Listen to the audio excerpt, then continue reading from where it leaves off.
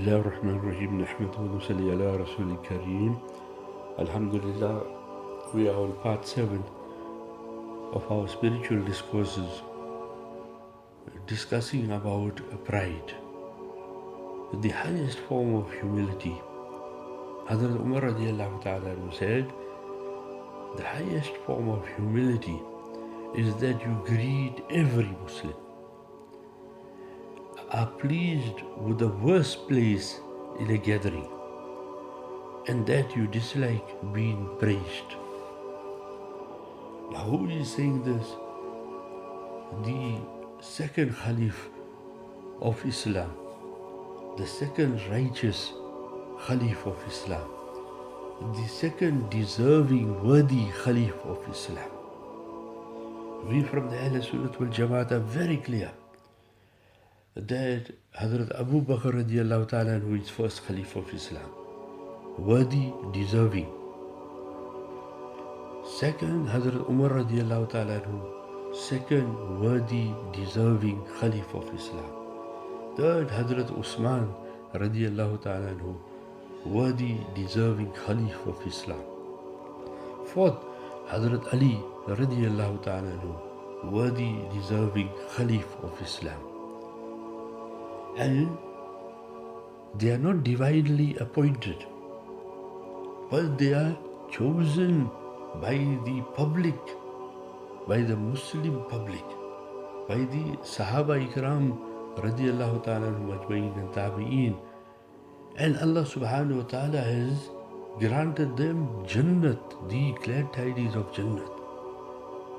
So there is no such thing like what the Shias, who are not Muslims, propagate and criticize Sahaba Ikram radiallahu ta'ala majma'in and the Khulafa Rashideen, especially Hazrat Abu Bakr, Umar, Usman, Hazrat Aisha, Hazrat Hafsa. Allah ta'ala is pleased with them. When Allah is pleased with them, we got no authority to be displeased with them. So what is saying? Hazrat Umar radiallahu ta'ala, the highest form of humility is that you greet every Muslim. Because Nabi Akram sallallahu alayhi wa sallam said that greet everyone, those whom you know and those whom you do not know.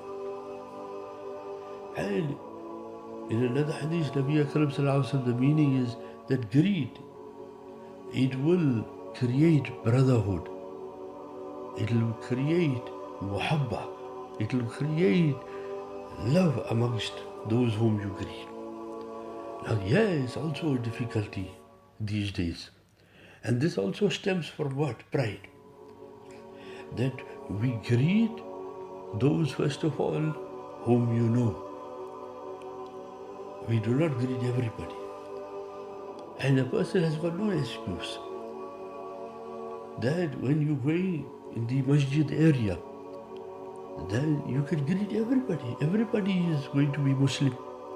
Yes, in the bazaar, if someone is not looking like a Muslim and you don't greet that person, then you are well excused.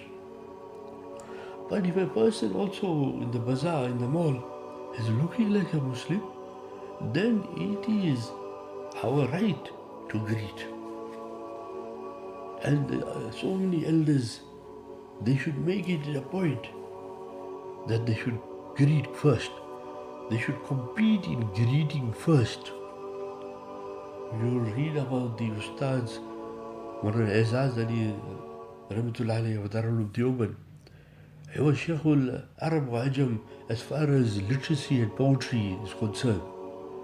But they say he had a quality, greet first quality. And these days, this greet first quality has gone away from us.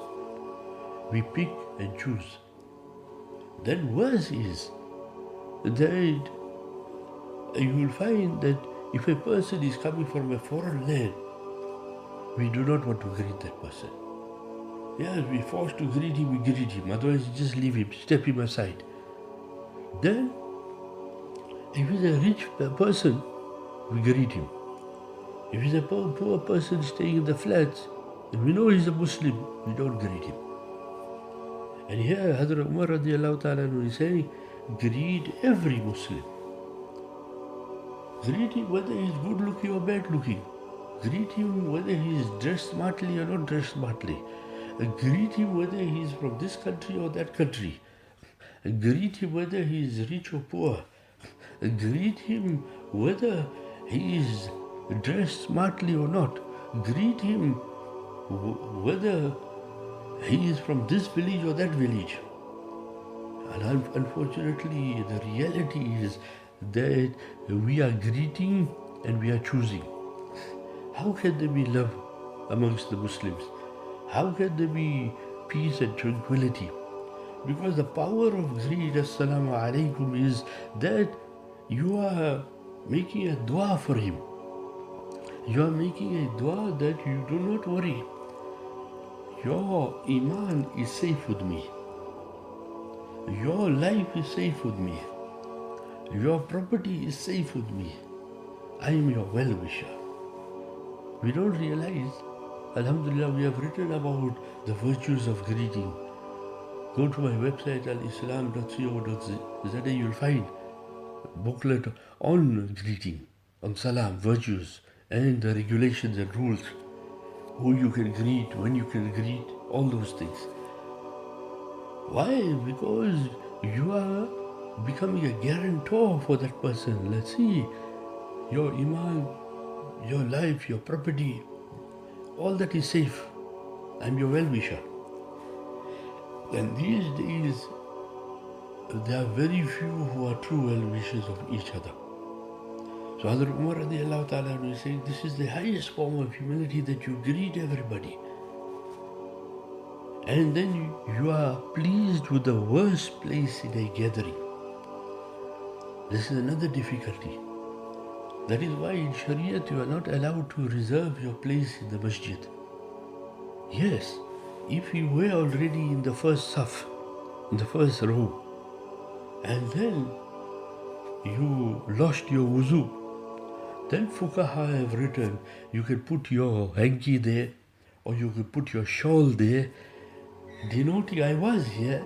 Now due to some reason, I've got a requirement, I have to go to toilet, then I will have to make wuzu and come back. Then Fuqaha, juro consultants, have stated you can put a hanky there or mark something, and then you can come back to your place. But you cannot, in any masjid, say that, see, this place here is reserved for me. Every time I come for salat, I am taking this place. You cannot do that. Sharia does not allow this. And there are people who want to do this. Some feel, no, I want to do this because I like this place. Think of it the other way. That on the day of judgment, Allah subhanahu wa ta'ala will bring to testimony all those places you made sajda. So the more you move in the masjid, the more places will testify for you that, see, this spot of earth will testify this person made sajda. So why restrict to one place? Move around so that you and I have a better chance on the day of judgment. And that you dislike being praised. Unfortunately, this is one very big disease, that when you introduce a person, then you must introduce a person and say, see this person, he stays in that area where all the rich people stay. So that person also feels bloated. You see, this person, he's a very knowledgeable person. He's like a library. That person head swells up. You see, this person, he gives so much charity. You're waiting for it also, unfortunately, that when I'm introduced, I must be introduced as a very good orator, good writer, good speaker, good translator, and wealthy person distributing money, charitable person, generous person, hospitable person, owner of this car and that car, and staying in this environment and staying in that locality, so that people must recognize my worth. People must recognize where I come from. People must recognize how high I am. People must recognize my lofty status. People must recognize how powerful I am. People must recognize what position I hold. People must recognize how many degrees I got. People must recognize what I have done for locality and society. People must recognize what I have done for organizations. People must recognize my position. And these days, another element has come. You will find that before introducing a speaker, I talk of this because this is a reality, that they will praise the person to such an extent that it goes beyond the Sharia boundaries. I remember in one gathering, it is narrated, that they were praising one big alim, and this alim deserved the accolades that were bestowed upon him. But he called for some paper and he called for some sand. He put the sand on the paper and he sent it to the speaker, denoting that flattery is haram. Nabi Akram Sallallahu Alaihi Wasallam has detested openly flattery. And we unfortunately praise and we give undue praise. How on earth in this age people are introduced non-factual? See, one is introducing a person factual. That you tell this person, he's a Maulana, Alhamdulillah. He's a Qari Sahib, Alhamdulillah. He's a Mufti, Alhamdulillah. He's Shaykhul Hadith, Alhamdulillah. He has traveled 100 countries, Alhamdulillah. He has written this and this and this. He has written on Quran this book, on Hadith this book, on logic this book. In Fiqh he has written this. He has taught Hadith for so many years in this institute and that institute. He has got Khilafat from that person in Suluk. As long as you are factual, there is no problem. But once you go above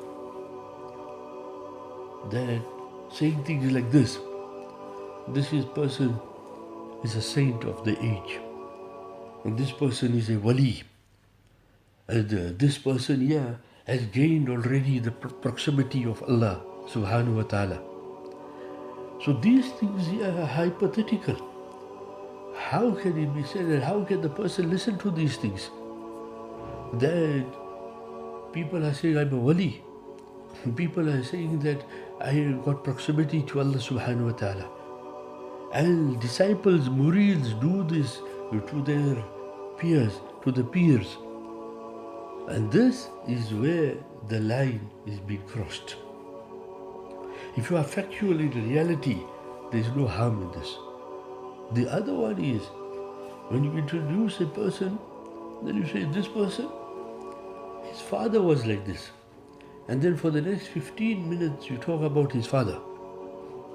That's his father. His father has gone by. His father, Allah Ta'ala bless him.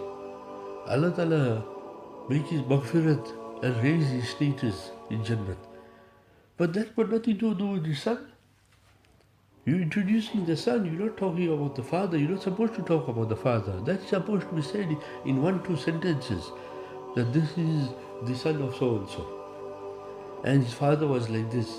Few words, but the person who you're introducing is someone else. So you are actually praising the father who has passed away, introducing the son who is alive. Who knows about the son? His academic achievements, his notable activities. So we should be very careful. So Hazrat Umar radiallahu ta'ala, who is saying the highest form of humility is that you greet every Muslim. So from today we should make this a policy that as long as you know this person is a Muslim, greet. And this will you'll see it will remove pride and arrogance. And it will create muhabba, love. And be pleased with the worst place in the gathering. Don't push your weight around. If I go to a gathering, then I must be given the highlight, spotlight. And then you dislike being praised. Let Allah subhanahu wa ta'ala praise you, inshallah. Wa akhiru da'wana alhamdulillahi rabbil alamin.